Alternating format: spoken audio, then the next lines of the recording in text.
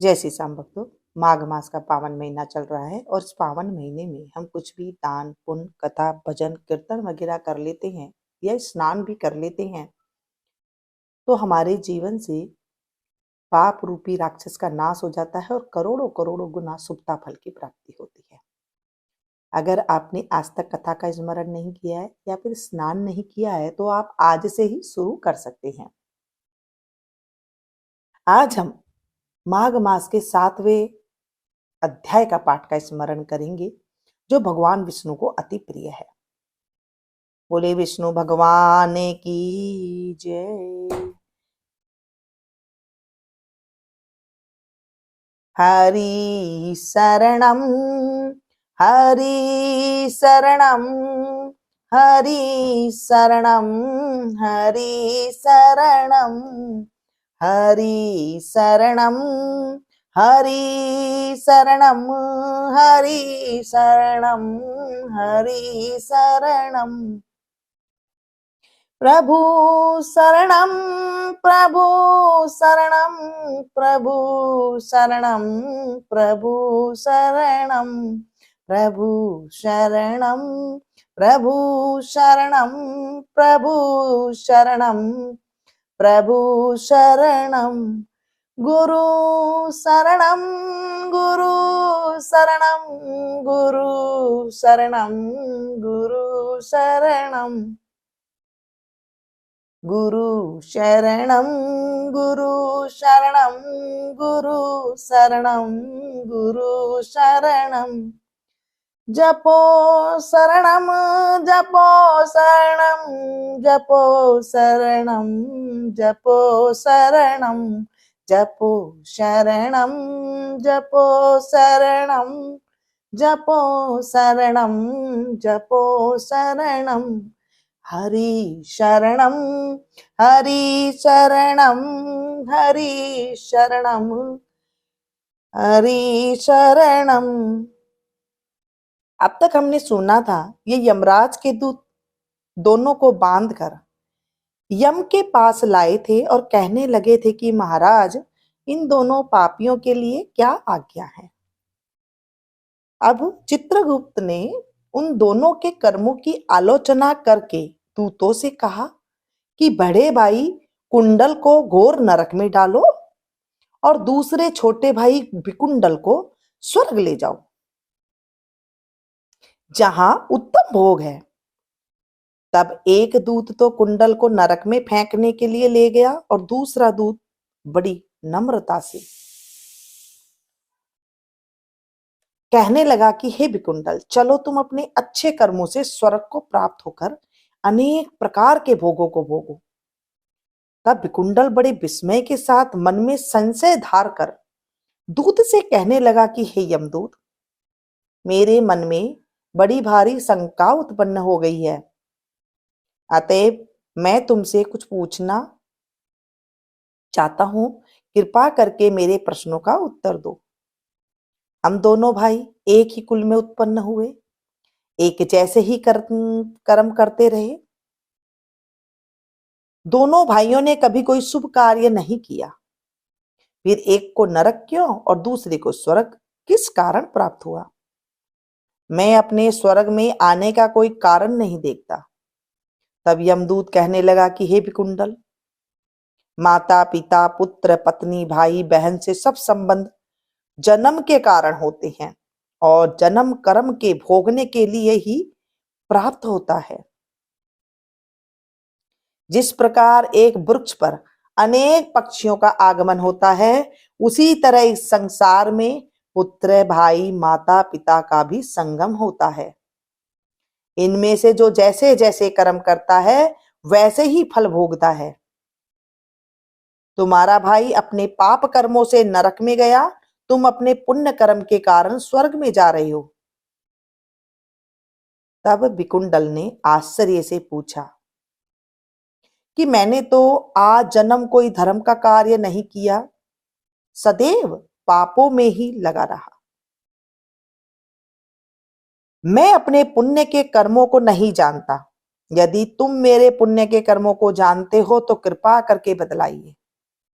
तब देवदूत कहने लगा कि मैं सब प्राणियों को भली भांति जानता हूं, तुम नहीं जानते। सुनो। हरि मित्र का पुत्र सुमित्र नाम का ब्राह्मण था, जिसका आश्रम यमुना नदी के दक्षिणोत्तर दिशाओं में था। उसके साथ जंगल में ही तुम्हारी मित्रता हो गई और उसके साथ तुमने 2 बार माघ मास में श्री यमुना जी में स्नान किया। पहली बार स्नान करने से तुम्हारे सब पाप नाश हो गए और दूसरी बार स्नान करने से तुमको स्वर्ग प्राप्त हुआ। सो हे वेश्यवर, तुमने 2 बार माघ मास में स्नान किया, इसी के पुण्य के फल से तुमको स्वर्ग प्राप्त हुआ है और तुम्हारा भाई नरक को प्राप्त हुआ। दत्तात्रेय जी कहने लगे कि इस प्रकार वह भाई के दुखों से अति दुखित होकर नम्रता पूर्वक मीठे वचनों से दूतों से कहने लगा कि हे दूतों, सज्जन पुरुषों के साथ 7 पग चलने से मित्रता हो जाती है और यह कल्याणकारी होता है। मित्र प्रेम की चिंता न करते हुए तुम मुझको इतना बताने की कृपा करो कि कौन से कर्म से मनुष्य यमलोक को प्राप्त नहीं होता, क्योंकि तुम तो सर्वज्ञ हो। बोलिए विष्णु भगवान की जय।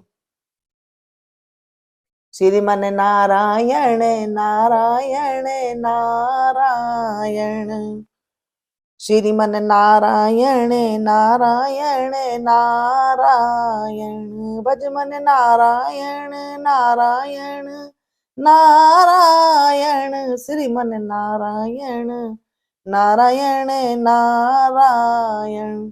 बोले विष्णु भगवान की जय। हे प्रभु, आज हमने माघ मास के 7वें अध्याय का पाठ का स्मरण किया है। इस पाठ में अगर कोई गलती हो गई हो तो अबोध बच्चे समझकर माफ कर देना। अधूरी है तो पूरी करना, पूरी है तो स्वीकार करना। हे प्रभु, जो हमने ये माघ मास में कथा का स्मरण किया है, शुरुआत करी है, वो पूरा माघ मास में जारी रहे। कोई भी त्रुटि ना आए, कोई भी दिक्कत ना आए। हम इसी तरह ही जो है आपकी कथा का स्मरण करते रहें और पुण्य के भागी बनते रहें। आप घर में स्नान करते हैं, गंगा जल है तो 2 बूंद आप गंगा जल पहले बाल्टी में, साफ बाल्टी में डालिए, उसके बाद सिंपल पानी डाल लीजिए, थोड़े से काले तिल डाल लीजिए। माघ मास में काले तिल से स्नान करने का बहुत ही बड़ा महत्व माना गया है। जैसे गंगा में, यमुना में, पुष्कर में, प्रयाग में स्नान करने का महत्व है, वो हम सब नहीं जा सकते हैं घर पे, तो आप इस तरह से स्नान कर सकते हैं। घर में स्नान जब करें तो आप जब जल हाथ में लेते हैं तो पहले भगवान का नाम का स्मरण करें। जैसे गंगा का नाम ले लिया और उसको 3 बार आपने बोलना है, गंगे गंगे गंगे। तो वहां पर गंगा का स्मरण करने से ही जो है गंगा माता हो जाती है। यमुने यमुने यमुने, इस तरह से आप करें और उसके बाद आप थोड़ा थोड़ा पानी डालकर जैसे स्नान करते हैं वैसे कर सकते। लेकिन पहली बार जब आप लेते हैं, जैसे हम गंगा नदी में जाते हैं तो वहां पर हम कैसे स्नान करते हैं, पहले जल को ऐसे लेते हैं ना, ऐसे ही आपको हाथ से करना है और फिर स्मरण करके स्नान करना है। डेली में कर सकते हैं, माघ मास में आप डेली कर सकते हैं। कैसे? जैसे अमुक तिथि है, आज की तिथि है, वैसे आपकी तिथि का नाम ले, अपना नाम ले और हे गंगे मैया आज हम स्नान कर रहे हैं, ऐसे बोलना है और फिर स्नान करना है। आप ये पूरे महीने इस तरह से कर सकते हैं, तो जो है इसका भी पुण्य बहुत ज्यादा मिलता है। स्नान देखिए, स्नान हम करते हैं ना, सीधा पानी डाल करके स्नान नहीं होता है। स्नान के बहुत सारे नियम होते हैं। तो जो छोटे छोटे नियम है, अगर हम अपने बच्चों को भी सिखाते हैं या फिर हम अपने घर में जितने सदस्य हैं उनको बताते हैं, तो उस तरह से स्नान करने से घर स्वर्ग हो जाता है। तो आप इस तरह से करिएगा और बाद में जो है जैसे स्नान करते हैं भगवान का नाम लेते हुए, उसके बाद जो कथा वगैरह करनी है, आप दिन में किसी भी टाइम कथा कर सकते हैं। उससे जब स्नान करने के आने के बाद आप सूर्य देवता को जल अवश्य दें, तुलसा माता की क्यारी में थोड़ा-सा आप जल दें, फिर उसके बाद जो है पूजा आपको करनी चाहिए। अगर सूर्य देवता नहीं दिख रहे हैं या फिर आप किसी वहाँ पर रह रहे हैं जहाँ से सूर्य देवता दिखते ही नहीं हैं या फिर आप जल्दी दे रहे हैं उनका ध्यान करके, तो कैसे दें वो जानना बहुत ज़रूरी है। तो ये मैं आपको कल बताऊँगी।